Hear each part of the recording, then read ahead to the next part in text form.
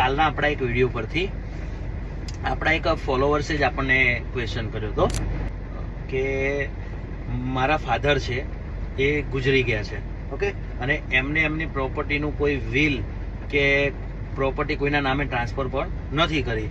તો જનરલી એમનો ક્વેશ્ચન એવો હતો કે જો આવું મારી સાથે જો થયું હોય તો મારી છોકરી એ પ્રોપર્ટીમાં ક્લેમ કરી શકે કે નહીં. ઓકે, તો હવે આનો હું સ્પષ્ટ જવાબ આપું છું કે તમારા ફાધર એક્સપાયર થઈ ગયા છે, એમને એમના નામનું વિલ કોઈને કર્યું નથી અને એ પ્રોપર્ટી નથી તો કોઈને સેલ કરી. આ વસ્તુ કર્યા વગર તમારા ફાધર એક્સપાયર થઈ ગયા છે.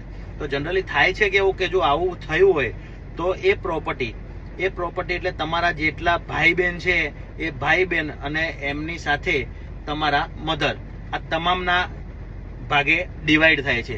ચલો એ 4 જણા થાય, 5 જણા થાય, 6 જણા થાય કે 7 જણા થાય, ઓકે, આ તમામના ભાગે ડિવાઈડ થાય છે. અને તમારી છોકરી કઈ પ્રોપર્ટીના કયા ભાગમાં ક્લેમ કરી શકે છે ને એ હું કહું છું, શાંતિથી સાંભળજો.